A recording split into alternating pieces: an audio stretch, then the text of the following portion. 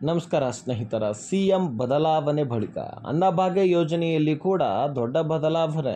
ಹೌದು, ಬರೀ ಗೃಹಲಕ್ಷ್ಮಿ ಯೋಜನೆಯಲ್ಲಿ ಅಷ್ಟೇ ಬದಲಾವಣೆ ಆಗಿಲ್ಲ, ಈ ಅನ್ನಭಾಗ್ಯ ಯೋಜನೆಯಲ್ಲಿ ಕೂಡ ದೊಡ್ಡ ಬದಲಾವಣೆ ಆಗಿರ್ತಕ್ಕಂಥದ್ದು. ಸೊ ಹಾಗಾದರೆ ಏನು ದೊಡ್ಡ ಬದಲಾವಣೆ? 2 ತಿಂಗಳ ಹಣ ಆದರೂ ನಿಮಗೆ ರೇಷನ್ ಒಮ್ಮೆಲೆ ಸಿಗ್ತಾ ಇದೆ. ಸೊ ಪ್ರತಿಯೊಬ್ಬರಿಗೂ ಕೂಡ ಈಗ ತಲಾ ಒಬ್ಬರಿಗೆ 10 kg ಅಕ್ಕಿ ಹಾಕಿ ಜಮಾ ಆಗ್ತಾ ಇದೆ ಅಲ್ವಾ ಈಗಾಗಲೇ. ಅಂದರೆ ಸುಮಾರು 4 ಜನ ಇದ್ದ ಕುಟುಂಬಸ್ಥರಿಗೆ 40 kg ಜಮಾ ಆದರೆ, ಅಂದರೆ ನ್ಯಾಯಬೆಲೆ ಅಂಗಡಿಯಲ್ಲಿ ನಿಮಗೆ ವಿತರಣೆ ಆದರೆ, ಇನ್ನು 5 ಜನ ಇದ್ದಂಥವರಿಗೆ 50 kg ವಿತರಣೆ ಆಗುತ್ತೆ, 6 ಜನ ಇದ್ದಂಥವರಿಗೆ 60 kg ವಿತರಣೆ ಆಗುತ್ತೆ. ಸೊ ಹೀಗೆ ಎಷ್ಟು ಜನ ಇರ್ತೀರೋ ಅದರ ಆಧಾರದ ಮೇಲೆ ವಿತರಣೆ ಆಗ್ತಾ ಬಂದಿತ್ತು. ಅದರ ಮುಂಚಿತವಾಗಿ ದುಡ್ಡು ಕೂಡ ಕೊಡ್ತಾ ಇದ್ರು. ದಾಸ್ತಾನು ಸಿಕ್ಕ ತಕ್ಷಣ ಈಗ ಅಕ್ಕಿ ಕೊಡ್ತಾ ಇದ್ರೆ, ಆದರೆ ಈಗ 2 ತಿಂಗಳ ಹಣವನ್ನು ರೇಷನನ್ನು ಒಟ್ಟಿಗೆ ಜಮಾ ಮಾಡಿ ಒಟ್ಟಿಗೆ ವಿತರಣೆ ಮಾಡಿ, ಸೊ ಅದಾದ ಬಳಿಕ 5 ವಸ್ತುಗಳ ಬಿಡುಗಡೆ ಕೂಡ ಮಾಡಲಿದ್ದಾರೆ ಎನ್ನುವಂತಹ ಮಾಹಿತಿ ಸಿಗ್ತಾ ಇದೆ. ಸೊ ಹಾಗಾದರೆ ಬನ್ನಿ ಸ್ನೇಹಿತರೆ, ಇದ್ರ ಬಗ್ಗೆ ಎಲ್ಲವೂ ಕೂಡ ಸ್ಪಷ್ಟವಾಗಿ ತಿಳಿಸ್ಕೊಡ್ತೀನಿ. ಏನು ಬದಲಾವಣೆ ಮಾಡಿದ್ರು DK ಶಿವಕುಮಾರ್ ಅವರು? ಯಾಕಂದರೆ ರಾಜ್ಯದಲ್ಲಿ ಕುರ್ಚಿ ಕಿತ್ತಾಟ ಕಳೆದ 2-3 ವರ್ಷದಿಂದ ನಡೀತಾನೆ ಬಂದಿದೆ.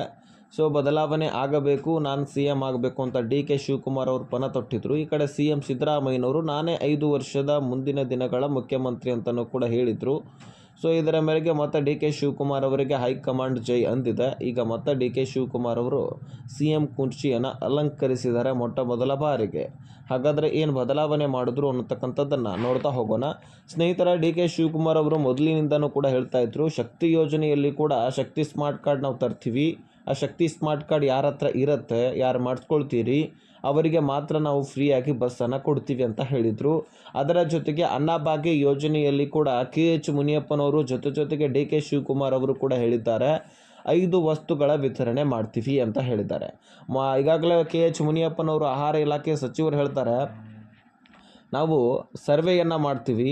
ಆ ಸರ್ವೆಯಲ್ಲಿ ಸುಮಾರು 93% ಫಲಾನುಭವಿಗಳು ನಮಗೆ ಬದಲಾವಣೆ ಮಾಡಿ, ನಮಗೆ ಏನಾದರೂ ವಸ್ತುಗಳನ್ನು ಕೊಡಿ ಅಂತ ಬೇಡಿಕೆ ಇಟ್ಟಿದ್ರಂಥ ಮಹಿಳೆಯರು.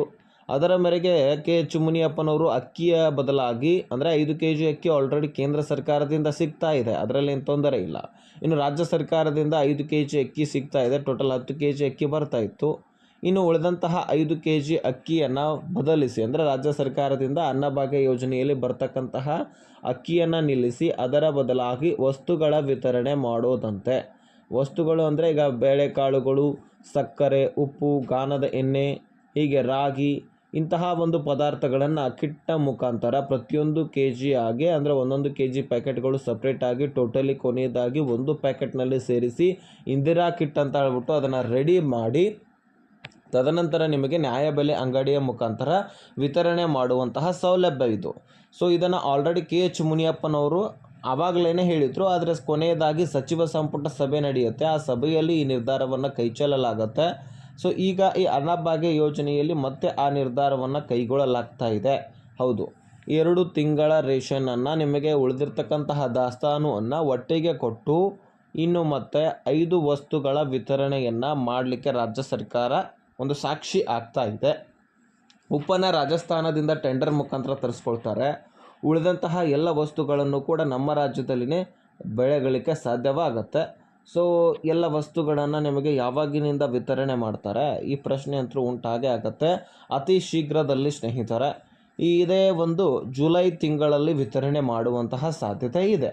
ಹೌದು, ಬಹುತೇಕ ಬಹಳಷ್ಟು ಫಲಾನುಭವಿಗಳು ಇದರ ಬಗ್ಗೆ ಚರ್ಚೆ ಮಾಡ್ತಾ ಇದ್ರಿ, ಏನಾದರೂ ಬದಲಾವಣೆ ಮಾಡ್ತಾರಾ, ಬದಲಾವಣೆ ಆಗತ್ತಾ, ಖಂಡಿತವಾಗ್ಲೂ ಆಗತ್ತಾ, ಈ ರೀತಿ ಸಾಕಷ್ಟು ಪ್ರಶ್ನೆಗಳು ಇಲ್ಲಿ ಕೇಳಿ ಬರ್ತಾ ಇದ್ವು.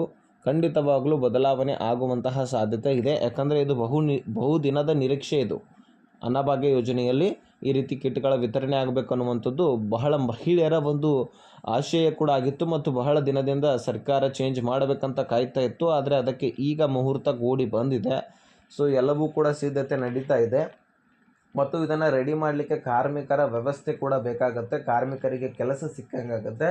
ಒಂದು ಸ್ವಲ್ಪ ದುಡ್ಡು ಹೆಚ್ಚಾಗಿನ ಖರ್ಚು ವೆಚ್ಚ ಆಗುತ್ತೆ ಅಕ್ಕಿ ವಿತರಣೆಗಿಂತ. ಯಾಕಂದರೆ ಇದನ್ನು ರೆಡಿ ಮಾಡಬೇಕು, ಜೊತೆಗೆ ಕಿಟ್ಗಳನ್ನು, ಪ್ಯಾಕೆಟ್ಗಳನ್ನು ರೆಡಿ ಮಾಡ್ಕೊಳ್ಬೇಕು, ಅದನ್ನು ಸರಬರಾಜು ಮಾಡಬೇಕು, ಹೀಗೆ ನಾನಾ ರೀತಿಯಲ್ಲಿ ಖರ್ಚು ವೆಚ್ಚ ಇರುತ್ತೆ.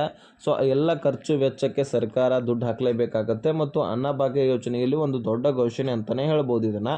ಸೊ ಇದ್ರ ಬಗ್ಗೆ ಕ್ಲಿಯರಿಟಿ ಸಿಕ್ಕಿದೆ ಅಂತ ಅಂದ್ಕೊಳ್ತೀನಿ. ಇದೇ ಜೂನ್ ಅಥವಾ ಜುಲೈ ತಿಂಗಳಲ್ಲಿ ಮುಖ್ಯವಾಗಿ ವಿತರಣೆ ಆಗುವಂತಹ ಸಾಧ್ಯತೆ ಇದೆ. ಪ್ರತಿಯೊಂದು ಹಳ್ಳಿಗಳಲ್ಲಿ ಕೂಡ ನ್ಯಾಯಬೆಲೆ ಅಂಗಡಿಯಲ್ಲಿ ಸಿಗುತ್ತೆ. ಇದಕ್ಕೋಸ್ಕರ ಎಕ್ಸ್ಟ್ರಾ ಡಾಕ್ಯುಮೆಂಟ್ಸ್ ನೀವೇನಾದರೂ ಮಾಡಿಸ್ಬೇಕಂತೇನಿಲ್ಲ, ತಲೆ ಕೆಡಿಸ್ಕೊಳ್ಬೇಡಿ. ಸೊ ಇದಿಷ್ಟು ಇನ್ಫಾರ್ಮೇಷನ್ ಆಗಿತ್ತು. ಆದಷ್ಟು ಎಲ್ಲ ಒಂದು ಅನ್ನಭಾಗ್ಯ ಫಲಾನುಭವಿಗಳಿಗೆ ಅಂದರೆ BPL ಮತ್ತು APL ಹೋಲ್ಡರ್ಸ್ ದಾರರಿಗೆ ಎಲ್ಲರಿಗೂ ಕೂಡ ಶೇರ್ ಮಾಡಿ, ಅವ್ರಿಗೂ ಕೂಡ ಕ್ಲಿಯರಿಟಿ ಸಿಗಲಿ.